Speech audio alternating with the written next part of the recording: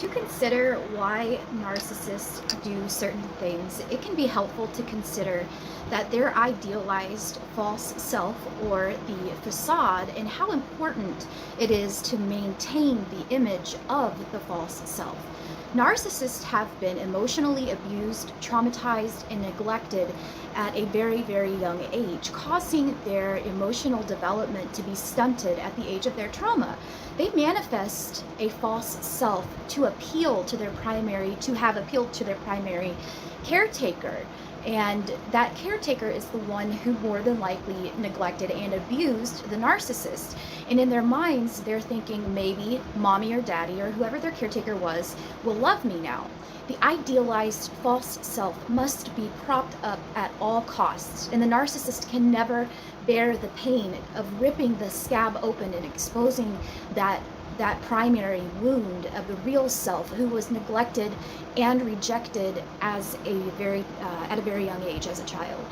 So that false self that must be propped up. Then whenever the narcissist hears you're such a beautiful person, or whatever comprises the particular false self, whatever appeals to that false self, they receive an ego boost, and that false self is propped up even higher. The false self is balanced very precariously, and there is a part of the narcissist who understands the truth of what really lies beneath that mask, and it is with its attendant shame and rejection, which can never ever be encountered at all costs, because that reality of the narcissist is dominated by the idealized false self. And whether a narcissist will discard someone or keep them is absolutely dependent on what they perceive the need of the idealized false self to be at that very moment, not in the past, not in the in the future, but at that present moment. And of course, they don't think in these terms. They think like this: I want what I want when I want it, and I will get it when I want it. But these equate to the exact same thing. And narcissists often act in a very unpredictable and illogical way against their own self-interest sometimes. They are driven by what they consider to be their immediate needs. From a narcissist's perspective, they risk losing you because you are no longer valuable to them. It doesn't make sense on the surface because they go through such trouble to love bomb you and make sure that you are absolutely head over heels in love with them, and they feed deeply, very deeply, on the attention that you supply to them. So why go through all of the trouble to mirror us and create a false self and get us to fall in love with them and then tear us down indiscriminately? If you think about the character traits of the narcissist, however, it does begin to make a bit more sense. A few relevant things to note are that they are very thin-skinned, they are easily offended, and they feel criticized by very minor things, such as having a difference in opinion. They feel entitled to obedience. They are very vengeful, and they have trouble with object constancy. That is, they see people as all good or all bad, black or white. If they are devaluing you and discarding you, chances are they believe that you have done something to deserve this devaluation. For example, perhaps you said no to them for things or to do things that they don't like, such as taking long to respond to a text message while you were out with your friends. Maybe you asked a question about when he or she would be there to pick you up, and the narcissist took it as a jab to their self-esteem. So if you didn't read the narcissist text messages and didn't pick up the phone whenever they called you when you were out with your friends, they pick up this passive-aggressive request for help, and he or she may take it as a sign that you don't really love him or her. Although it may absolutely start slowly, your relationship may start slowly, the luster of the relationship will eventually wear off.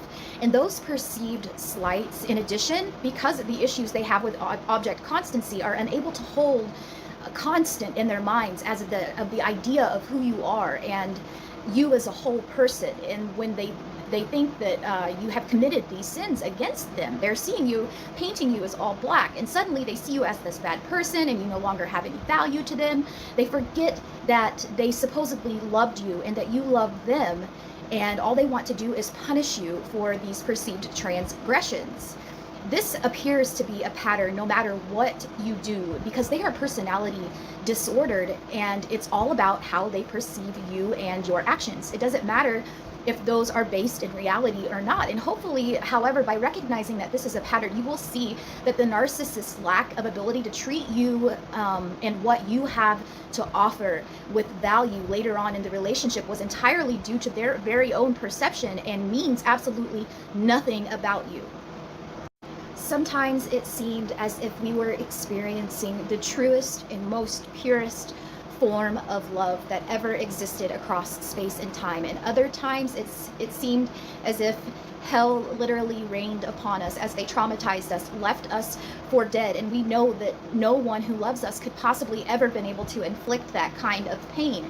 If we could understand how both of these things could exist at the same time and in the same person, maybe we could understand how everything else could have happened. There is a kernel inside of that question of whether narcissists can love that starts to unlock almost everything that we have ever heard or known about our relationship with the narcissist.